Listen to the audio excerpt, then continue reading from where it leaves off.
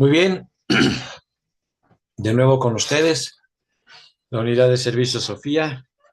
llevando a cabo esa parte cultural de difusión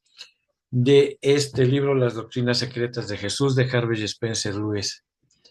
La editorial es Amorc. No podemos decir absolutamente nada porque hemos estado encontrando cosas muy interesantes y demasiado profundas. El libro así lo indica. Y bueno, pues les estoy compartiendo pues esta pintura. Este sí es una pintura de el autor, ni lo sé, pero me gustó muchísimo porque va muy apegado precisamente a lo que nosotros estamos leyendo. Yo sé, porque tengo la experiencia de verlo, les puedo subir mil cosas diferentes y ni caso le hacen, pero subo una imagen del Maestro Jesús y ¡pum! Todo mundo me gusta, me esto, que aquello y todo eso, porque eso es lo que nosotros tratamos de estar precisamente platicando, que aprendamos a estar diferenciando mi parte mística y mi parte ocultista. Recuerden que la parte ocultista, el camino ocultista, es cuando nosotros entramos al camino del octuple sendero, mientras nosotros estamos recorriendo nuestro camino místico, vida tras vida, vida tras vida, y algún día lo vamos a agotar. Lo que nosotros estamos llevando a cabo en la lectura del libro es precisamente que aquellas personas que no han tenido la oportunidad, por lo que ustedes quieran, de saber que había una doctrina secreta totalmente, una enseñanza secreta, y que en los mismos evangelios nos hablan de ella. Bueno, pues aquí está este libro de Harvey Spencer Lewis, Las Doctrinas Secretas de Jesús, y sigo en la lectura y dice, y así encontramos que Jesús llegó al medio de un país comparativamente nuevo en el que, permítanme tantito, porque pasan 50,000 cosas a la hora de que yo voy a empezar a hacer las grabaciones. Y bueno, pues aquí me estoy encontrando con algo muy, muy interesante. Perdón, pero para que vean que las grabaciones son totalmente en vivo. Entonces, ustedes han de saber que como en el teatro, pues tenemos que apagar el celular, porque si no, salen las grabaciones y continúo. Y así encontramos que Jesús llegó al medio de un país comparativamente nuevo, en el que una nueva religión o una revisión de la religión existente parecía ser lo que menos se necesitaba. Y desde el principio mismo habló como un modernista de la más pura agua. ¿Qué entonces podemos decir acerca de la misión de la vida de el más grande de todos los modernistas? Encontramos la respuesta simbolizada en una de sus propias declaraciones en la que dijo que él venía como mensajero de Dios para ser el redentor y salvador del hombre. Él no vino con una espada para destruir la vida, sino con una espada llamamente para destruir el mal y darle más poder a la verdad. Él vino para ver que las leyes reveladas al hombre en todas las edades pasadas no fueran ignoradas y abrogadas a voluntad o negadas, sino a ser obedecidas y cumplidas. No obstante, él tenía una misión secreta que le explicó en detalle a sus estudiantes secretos en su escuela secreta. Esa misión la veremos en los próximos capítulos. Sufriría por sustitución por los pecados de todos los hombres, para por sustitución purgarlos de todo mal, aún del pecado original heredado por toda la humanidad, y a sufrir y sacrificar su nombramiento terreno y divinidad para que recibieran el Espíritu Santo y establecieran en la tierra el reino de los cielos. Qué misión maravillosa, al igual que singular. ¿Hay alguna razón para preguntarse por qué él cubrió su misión con misterio y secreto? ¿Que no iba a revelarle al hombre el mayor de todos los misterios? ¿Y no eran estos misterios secretos? ¿Que no estaba tal misión llena de peligros y de veras consecuencias para todos los estándares y prácticas políticas, sociales y religiosas a través del mundo?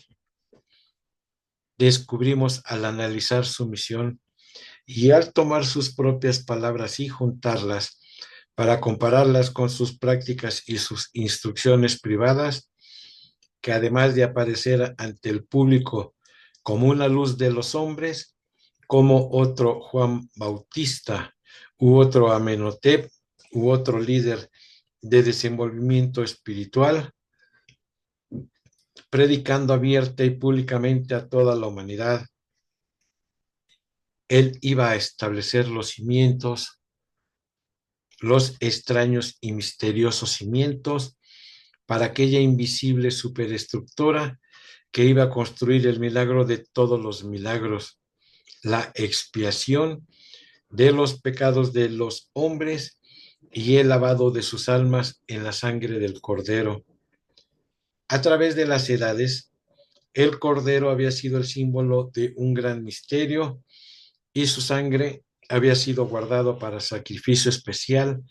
en momentos y lugares en ciclos de civilización y desenvolvimiento, cuando el populacho nunca había comprendido el significado espiritual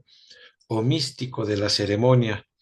y había permanecido como el misterio de todos los misterios, no revelados aún a las más grandes luces que habían insinuado su significado. Jesús, como parte de su gran misión, no continuaría mistificando a sus seguidores con el símbolo del Cordero o con referencias a su sangre o con mayor referencia a la posibilidad de la completa redención y purificación del hombre, sino que verdaderamente demostraría el misterio, rasgaría el velo y expondría al alma de toda la humanidad el proceso de purificación y el camino a la salvación. Tal tremenda misión tenía que ser llevada a cabo durante sus primeras etapas con el mayor grado de secreto y cuidado. Una revelación prematura de los hechos, un descubrimiento a destiempo de sus planes, una aplicación profana de sus principios místicos, habría hecho más dura su misión, habría frustrado a muchas de sus más recónditas esperanzas y deseos, y más serio que esto, habría evitado la última y final demostración de la prueba de sus enseñanzas, a través de la cual la fe del mundo fue atraída a él, y sus enseñanzas y la roca de su iglesia firmemente colocada en los ciclos apropiados de la evolución. Así encontramos que el divino nombramiento, preordenación, nacimiento y preparación terrena de el más grande de todos los líderes de los hombres, ocurrió precisamente en aquel ciclo de la historia humana, precisamente en aquel periodo de desenvolvimiento y desarrollo humano, exactamente en aquel lugar y justamente en las condiciones correctas que podía alcanzarse el mayor bien. La realización de solamente esto debería justificar que todo cristiano, todo pensador analítico, crea que Jesús fue singularmente concebido y nacido para cumplir una misión singular y para manifestar al mundo el misterio secreto, el misterio de todos los misterios. El cristiano devoto común sin duda se sorprenderá al leer que las verdaderas doctrinas y prácticas cristianas están atestadas de misterios verdaderos y que la misión secreta de Jesús y sus discípulos fue primero para practicar y aplicar estos misterios y luego dispensarles a los discípulos dignos las leyes secretas que tienen que ver con ellos y así permitirles llevar a cabo sus misiones especiales a través del mundo. La iglesia cristiana de hoy, con sus rituales y doctrinas modernizadas, deja en la mente del seguidor sincero la impresión que todos los misterios de la cristiandad atañen a los sacramentos y facetas del ritual y no tratan de la ley natural o las leyes divinas aplicables a los asuntos naturales y prácticos de la vida. De un cuidadoso interrogatorio a fondo del entendimiento de miles de cristianos en años pasados, he descubierto que estas personas, pese a un largo y cuidadoso estudio de la Biblia y un análisis sincero de los principios cristianos, tienen una idea general que cualesquiera misterios que puedan haber estado asociados con ritos y doctrinas religiosas estaban contenidos en las antiguas ideas y enseñanzas paganas y que estos misterios fueron esparcidos y clasificados y en la mayoría de los casos dejados sin ninguna consecuencia y hechos completamente transparentes por las revelaciones que le fueron dadas al mundo por Jesús. En otras palabras, parecen pensar que en las enseñanzas paganas idólatras, primitivas y mitológicas de las gentes de la India, Egipto, Persia y otros lugares, habían declaraciones y demostraciones afectadas, llamadas extrañas y misteriosas, muchas veces dramatizadas y presentadas en ambientes impresionantes e hipnotizadores y llamados misterios, para confundir y dejar perplejos a los seguidores de estos ritos y ciegamente guiarlos o tentarlos a una forma de adoración que para siempre los mantendría en la oscuridad en cuanto a la verdad de estos tal llamados misterios.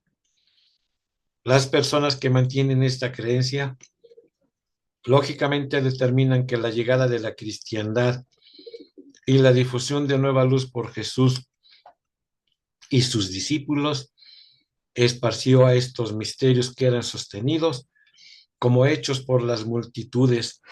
y las liberó de estar esclavizadas a creencias falsas y poderes misteriosos que no eran divinos o sobrenaturales, sino que mágicos y producidos o hechos manifiestos a través de trucos diseñados para engañar al incauto. La verdad del asunto es que las primeras doctrinas y prácticas cristianas contenían más misterios y más genuinos secretos de las leyes misteriosas y principios de lo que vez alguna hayan sido conocidos por los paganos. Entre tanto, que es indudablemente cierto que en las primeras religiones paganas encontramos muchos de esos llamados misterios que son solamente ingeniosos ocultamientos de la verdad y manipulaciones mágicas de la ley natural. De todas maneras, muchas de ellas estaban basadas en leyes fundamentales que representaban los genuinos misterios de la vida. Las iluminadoras enseñanzas de Jesús y sus discípulos revelaron los trucos de muchos de los misterios de los paganos, pero Jesús trajo nueva luz sobre muchos de estos antiguos misterios y así los desarrolló a misterios sublimes. revelaciones trascendentales y demostraciones de verdad. Los misterios que Jesús enseñó a sus discípulos y que él y ellos usaron en sus formas específicas de trabajo misionero,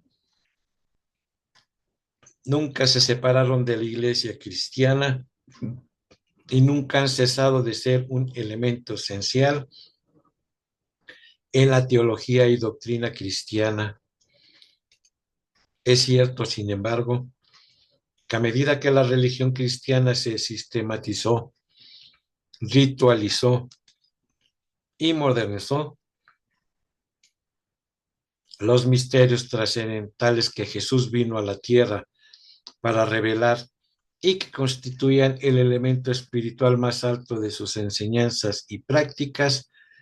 se perdieron para el círculo exterior de afiliación de la primitiva iglesia cristiana y finalmente se hicieron desconocidos aún para los creadores y maestros más avanzados y proficientes de los evangelios cristianos. Es dudoso hoy saber si aquellos padres que constituyeron los primeros padres de la Santa Iglesia Romana supieron más acerca de estos sublimes misterios que el hecho que Jesús los había demostrado. Se los había revelado a sus primeros discípulos y los usó para llevar a cabo milagros y el desarrollo de sus obligaciones como maestro y misionero. Es probablemente cierto, sin embargo, que dentro de los más profundos archivos secretos de la Santa Iglesia Romana estén preservadas hoy las verdades de estos grandes misterios y las leyes que posibilitan para el individuo altamente espiritualizado el demostrarlas y hacerlas manifiestas. De hecho, algunos de estos misterios, utilizando leyes naturales y divinas para su manifestación, han sido aplicados en centurias pasadas por los más altos dignatarios eclesiásticos del círculo interior de la Santa Iglesia Romana y han sido colocados a disposición de muchos de sus cardenales y trabajadores especiales. Ciertamente tenemos derecho a suponer que el círculo interno de la Iglesia, conocido como el Colegio de Cardenales, está en posesión de la sabiduría y conocimientos relacionados con estos misterios y puede aplicar las leyes y llevar a cabo aparentes milagros cuando descubren que es necesario hacerlo. Que estos eminentes padres de la Iglesia cristiana no están familiarizados con estos grandes misterios y su uso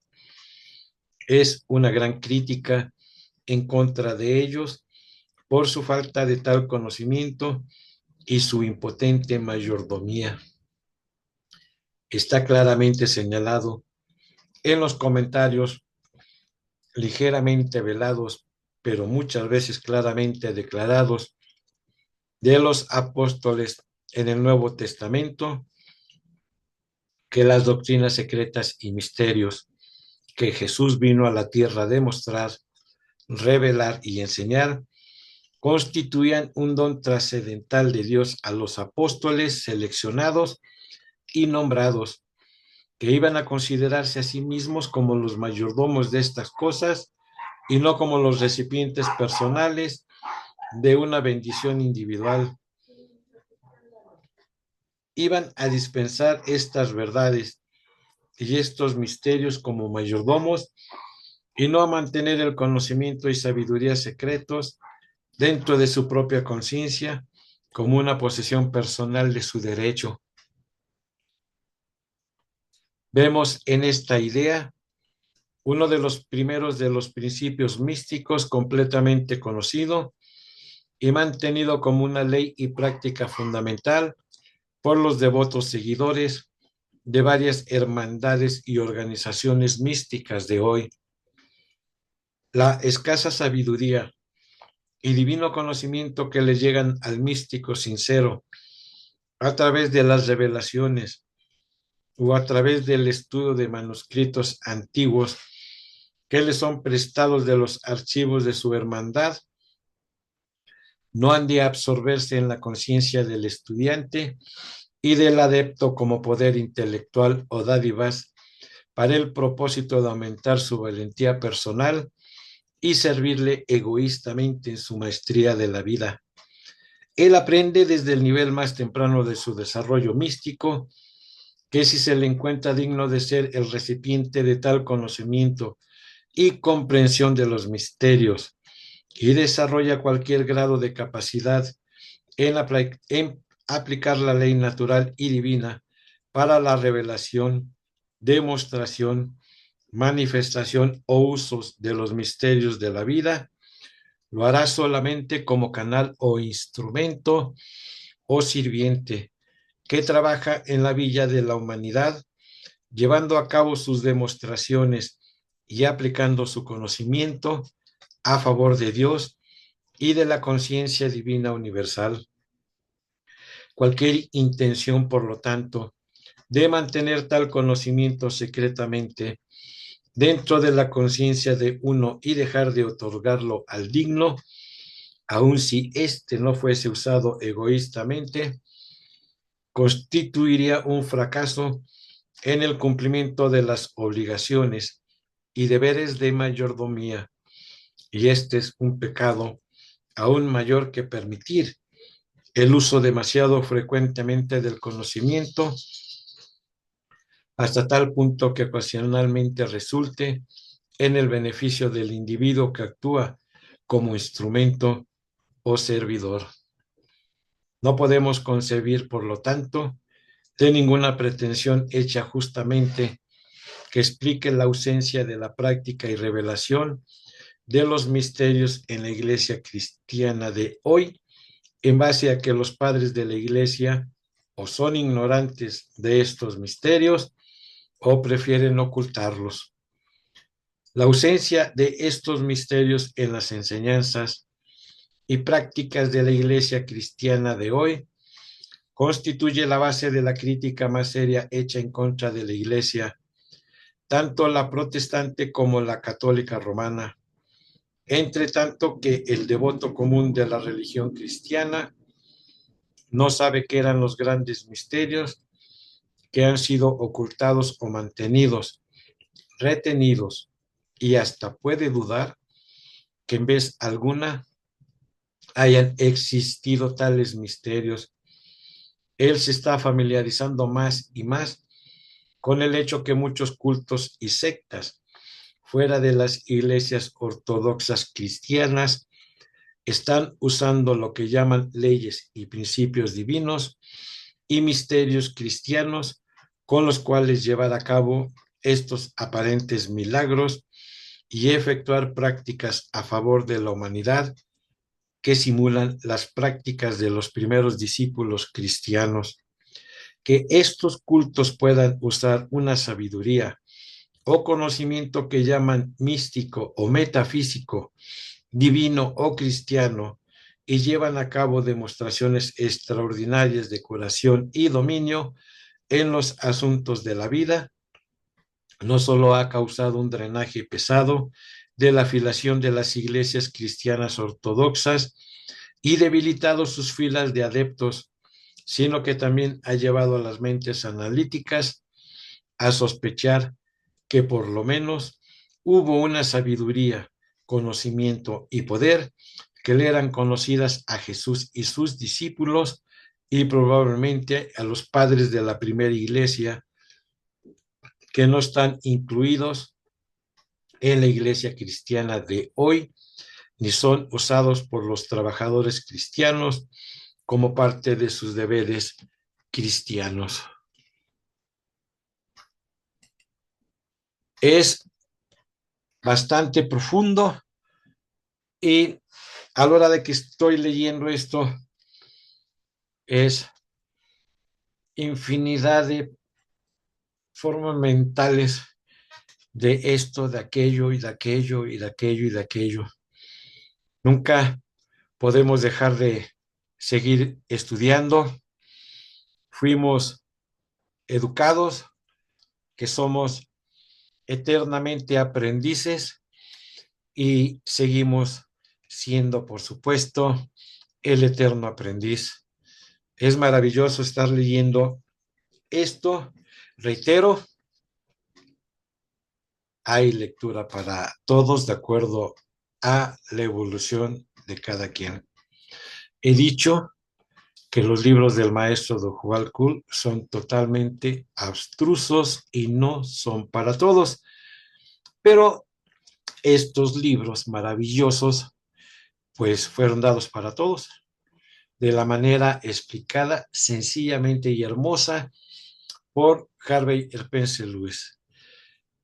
En la siguiente cápsula estaremos escuchando más y más y más cosas maravillosas. Mi nombre es Eloy Bertelli. Como siempre, quedo con ustedes. Hasta la próxima cápsula. Gracias.